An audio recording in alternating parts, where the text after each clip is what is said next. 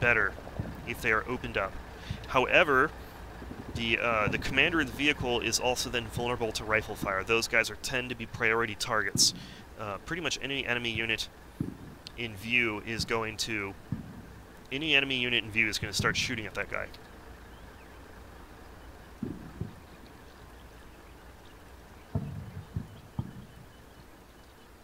Yeah, actually, Kobetko makes a good point.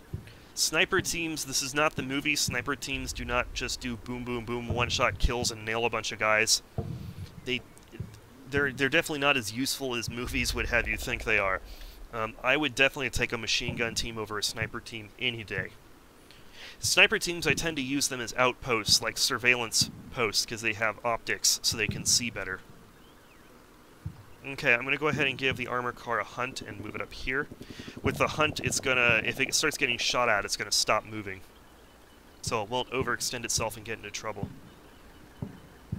Another advantage of armor cars is that they're really fast. So they're able to get out of trouble really quickly. Although often when they get into trouble, you'll know because they blow up. So I'm going to move this guy along the edge of the woods and kind of hunt him along the edge of the woods until he finds some trouble.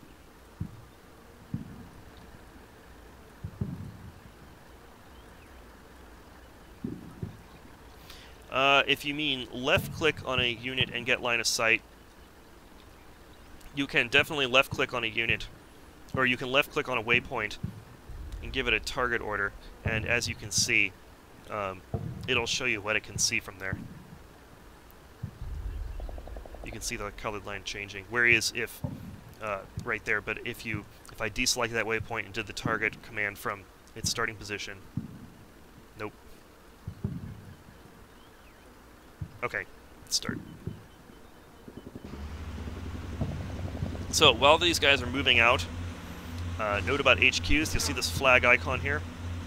Whoa, that's not good. How did he kill him? That's something I need to make some adjustments to. For a patch. Should not be able to shoot there. Okay, anyways. These HQ units here, you'll see they got a flag here. So every formation, whether it's a platoon, a company, a battalion, a section, they have an HQ unit and it's going to have a flag. In that HQ unit, there's a guy in charge. He's called the commander. You'll see him right down here in the team info panel. So command and control is a pretty complicated topic, and I don't want to get too in deep with it. For a newcomer, what you really need to know is keep your units next to your HQ. Keep them pretty close to it.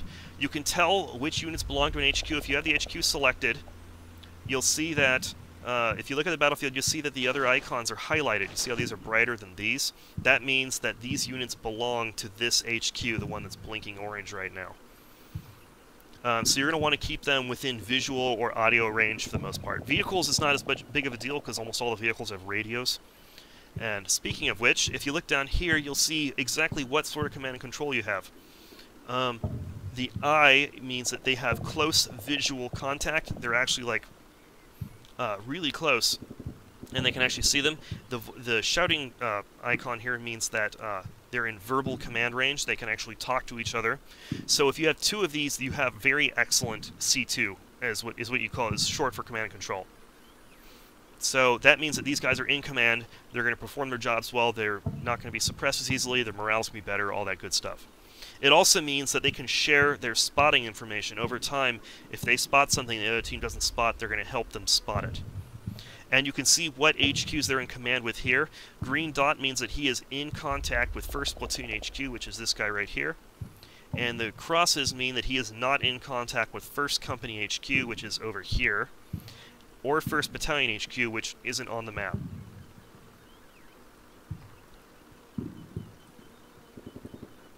And the third box here is not used in Red Thunder. That's for modern warfare games like Shock Force. It's for satellite technology stuff. Also, I need to look up the hotkey for it because I don't remember it. It's here somewhere. Command links. So, we have a new thing in Red Thunder. Command links. Combat mission for 1 players will remember this. If you press Alt-K... That's not it. Which one was it? I already forgot. There we go. Command links. Select a unit. You'll actually see these lines connecting the unit and its subordinate and parent units. The brighter the line, the better the communication. So you see this really bright line right here with these guys. That means that they have two methods of communication, that visual and verbal. Slightly darker line, as you can see here, they've only got one, visual. And then a really dark line, like this platoon HQ to their company HQ over here, means no contact whatsoever. As you can see, it's all blank.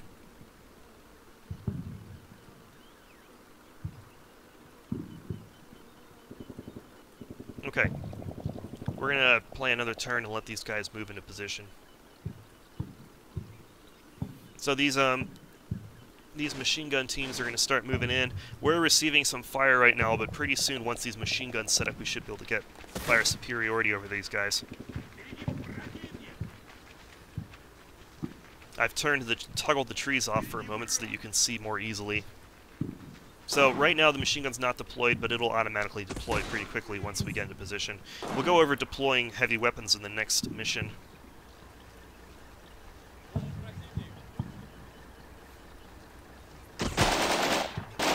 Yeah, so now they've started spotting stuff and they've started shooting at their own. For the most part, I'm just going to let them shoot on their own. They're smart enough to pick their targets. They're going to just automatically spot enemy units and start shooting. So you can see we got a trench line up here. And some enemy units that have spotted. You notice that once these guys drop down, they disappear pretty quickly once I've unspotted them.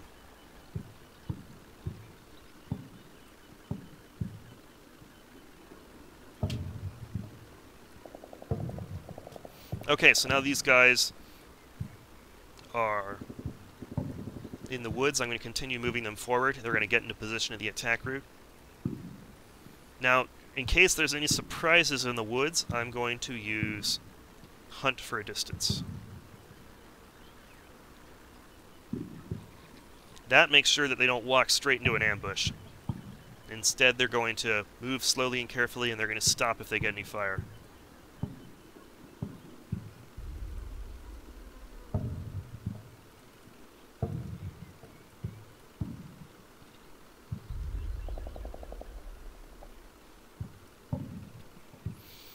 Okay, so let's do something with these armored cars here. Let's continue to move them up a bit.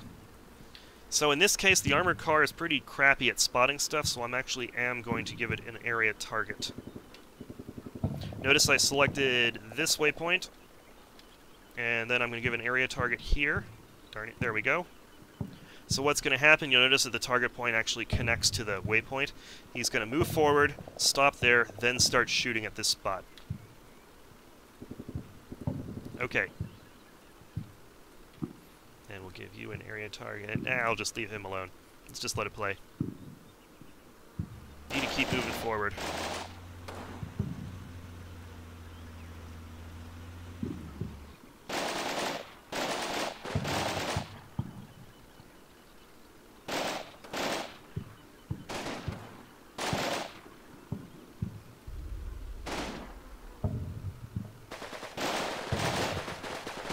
Okay, so we've got a close-range firefight in the woods here. I'm going to toggle the trees off to see it. When a unit has taken casualties, you'll notice that this their icon blinks really rapidly. And you can see down here they've taken casualties. So let's do casualties. Okay. So, green base. Guy's fine. No problem. Dark red base. Dead. Bright red base means that he's alive, but he's been incapacitated. He is out of the battle. Both of them will display with a little casualty text down here over them. You'll also notice, if you look at their suppression meter down here, they are pinned. This means, if they're pinned, it means that they're still in good order, but they are going to ignore movement orders. They are going to stay put. And you'll notice that when a unit gets hit, you get a little red cross symbol above it.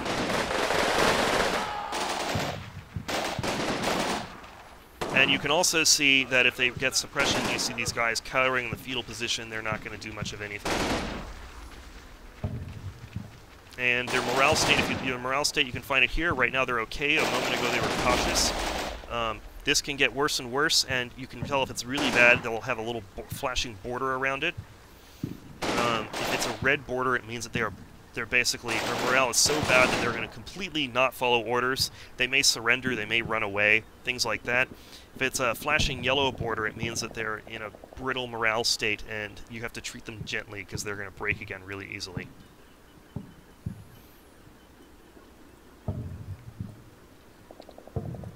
We're going to continue moving these guys. Now that I know I got contact, we're just going to continue moving forward.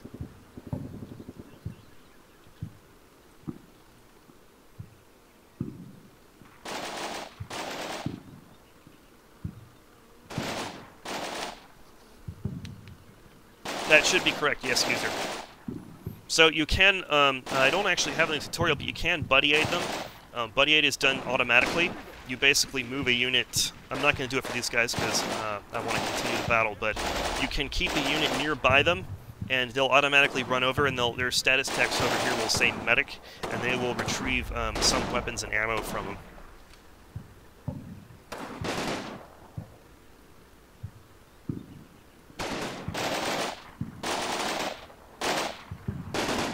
So yeah, as you can see, I've pretty much established fire superiority. It's only my guys shooting in. There's none of them shooting out. I'm keeping their heads down. So this is a pretty optimal situation for getting these guys into attack.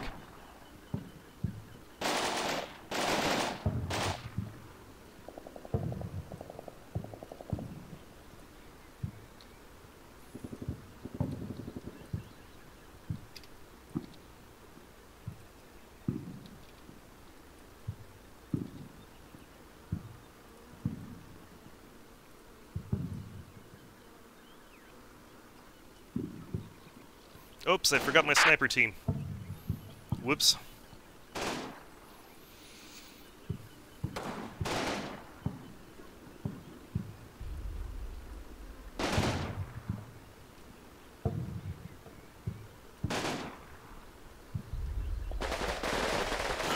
Okay, so this unit is taking casualties. You can see the icon started flashing.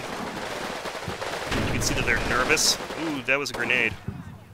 Oh, that was a mean grenade. That took out a lot of guys. Wow. That was a very lucky grenade. So, yeah, you want to watch out while moving through the woods. You want to move slower than I did. Let that be an example of why you don't want to move too quickly through the woods. You will get burned. Okay, so this is pretty much completely quiet there. So, now that we know we've got pretty heavy enemy resistance here. So as you see these move orders? I did not make this move order. The unit did it itself. It entered self-preservation mode, and it started running away. So that will happen when they take a lot of casualties and their morale drops. They are not suppressed anymore, though. These guys are truckers. They're still going to keep going on. So now we're going to use a new movement command because we got a lot of resistance. We're going to use Assault. You see it down here. Assault is only available to squads that have multiple teams. It works just like any other movement command. You select it, and we'll just go ahead and give them all an Assault command up to here.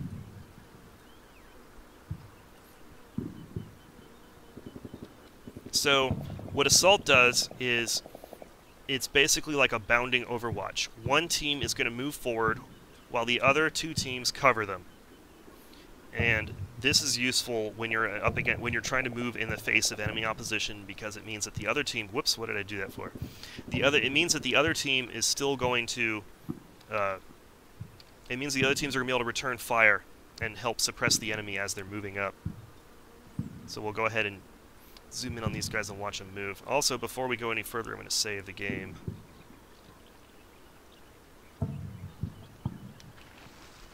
Okay. So, for example, take this. Notice some of them are moving, and some of them are staying here and firing. So that's Assault. Assault is pretty tiring. You don't want to do it over really long distances. Your troops will get exhausted. And I know this from having done it firsthand. Getting up, getting down, running really fast, getting down, getting back up. It's extremely tiring. So you want to do it over short distances. So yeah, here's an example of medic in action, actually. See how it sees medic over here in the corner? You can see my cursor over there. This guy is near one of the red base guys, and he's doing medic stuff. They're grabbing ammo off of them and evacuating them.